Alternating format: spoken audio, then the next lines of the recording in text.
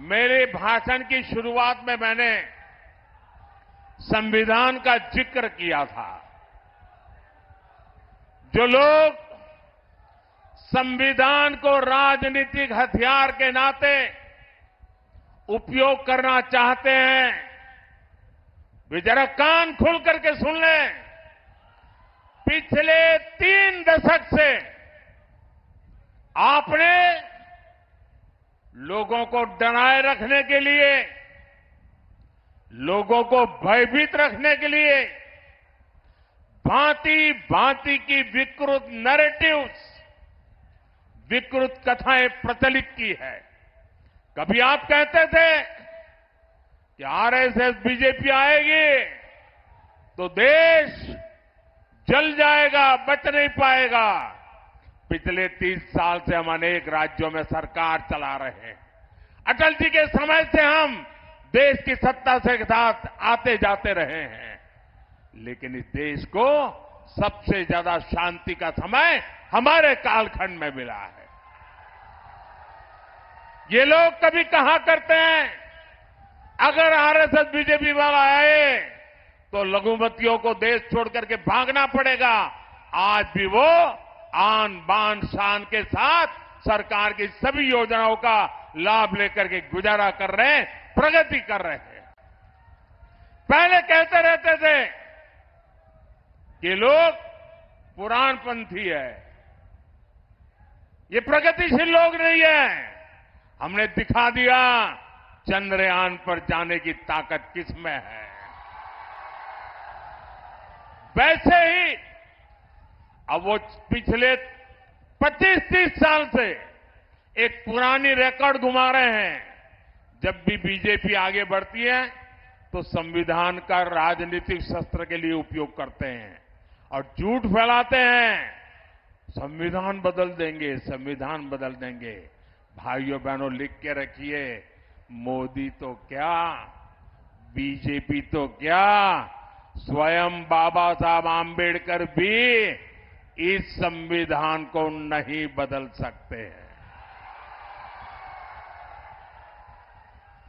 और इसलिए झूठ फैलाना बंद करो। और भाइयों बहनों, इनको पता होना चाहिए, ये जो संविधान सभा थी, डॉक्टर राजेंद्र बाबू नेतृत्व करते थे। बाबा साहब आंबेडकर का दिल, दिमाग और कलम उसको शब्दों में डाल रहा था और देश के गणमान्य लोग अनेक महीनों तक बैठ करके विचार विमर्श करके देश की भावनाओं को समझ करके, देश की सामाजिक परिस्थितियों को समझ करके हमारे संविधान का निर्माण किया है। और जो लोग सनातन को गाली देते हैं ना, वो भी कान खोल करके सुन लो। ये जो संविधान इतना महान बना है, ये जो संविधान हमें देश को आगे ले जाने की ताकत देता है, इस संविधान को बनाने के लिए जो संविधान सभा थी, उसमें 80-90% से भी ज्यादा, 80-90% से भी ज्यादा सबके सब सनातनी थे। और उन सनातनियों ने इतना उत्तम संविधान बनाने में बाबा साहब आंबेडकर का साथ दिया है। और इसलिए हकीकत तो यह है कि देश की आजादी के बाद संविधान को राजनीति का हथियार नहीं, संविधान को श्रद्धा के रूप में जन मन में प्रस्थापित करना चाहिए था। और हमारा देश ऐसा है जो रामायण में आस्था रखता है, महाभारत में आस्था रखता है, गीता में आस्था रखता है, वो आज के युग में संविधान के प्रति भी उतनी ही आस्था रखता। लेकिन आपने संविधान का राजनीतिकरण करने की कोशिश की है। हमने संविधान के प्रति आस्था पैदा करने के लिए लगातार कोशिश की है। जब पार्लियामेंट में मैं ये प्रस्ताव लेकर के आया कि हमने देश में संविधान दिवस मनाना चाहिए, तब कांग्रेस पार्टी के नेता श्रीमान खड़गे जी ने पार्लियामेंट में उसका विरोध किया था। उन्होंने कहा था, अरे 26 जनवरी तो है, संविधान दिवस की क्या जरूरत है?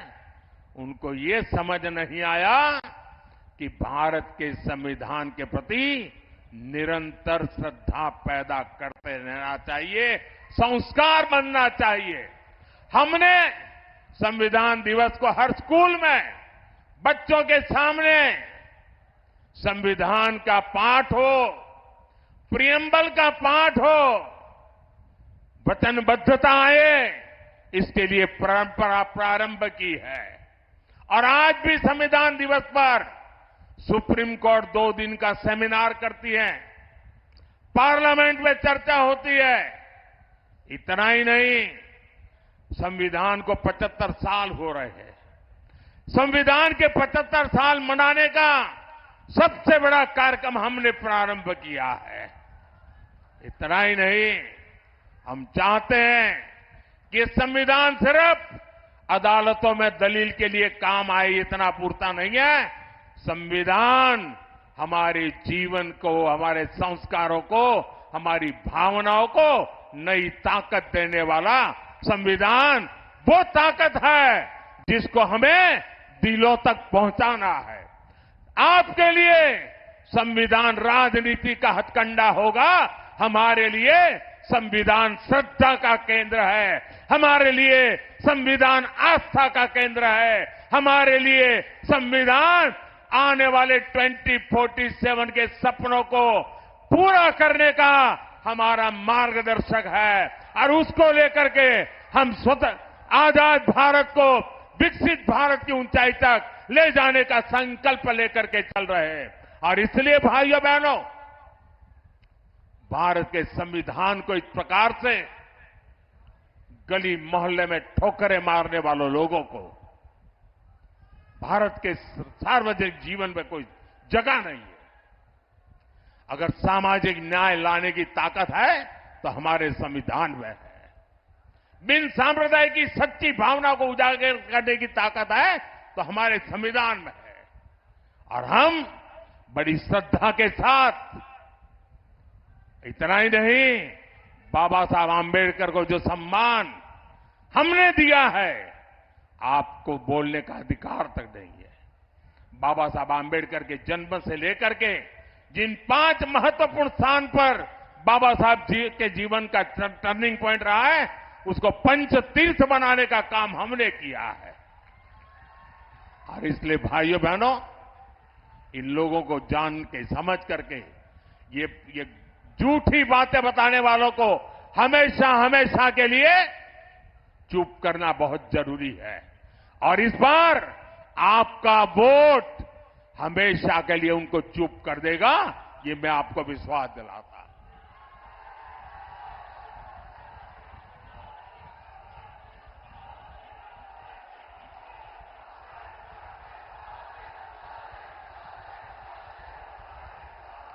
भाइयों बहनों, ये लोग कहते हैं 400 पार क्यों? मैं बताता हूं 400 पार क्यों। देश की जनता ने तय किया है 400 पार, क्योंकि देश की जनता 2047 में हिंदुस्तान को विकसित देना चाहती है। लेकिन साथ साथ एनडीए को 400 पार देकर के देश को लूटने वालों को, भ्रष्टाचारियों को, संविधान के साथ खिलवाड़ करने वालों को सजा देने के लिए भी वो हमें 400 पार देना चाहते हैं। ये चुनाव एनडीए को जिताने का भी है, ये चुनाव देश में तबाही करने की आदत रखने वालों को सजा देने का है। और इसलिए हिसाब 400 के पार जाने वाला है। भाइयों बहनों, 19 अप्रैल को गर्मी कितनी क्यों न हो, हमें सुबह सुबह मतदान करना है, ज्यादा से ज्यादा मतदान करना है। करोगे? हमें हर मतदाता को मिलना है, मिलोगे? हमें हर पोलिंग बूथ जीतना है, जीतोगे? मेरा एक काम करोगे? ये जीतन राम मांझी का काम नहीं है, मेरा है। करोगे? घर घर जाना और लोगों को कहना कि मोदी जी आए थे और मोदी जी ने अपना प्रणाम भेजा है। मेरा प्रणाम पहुंचा दोगे? मेरा प्रणाम पहुंचा दोगे? बहुत बहुत धन्यवाद।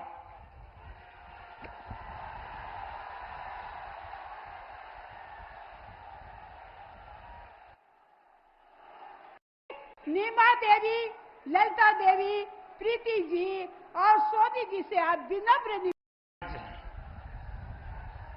आसाम तक पहुंचना है, 5 रैलियां करनी है और इसलिए मैं सारे प्रोटोकॉल छोड़ करके यहां पहुंच गया।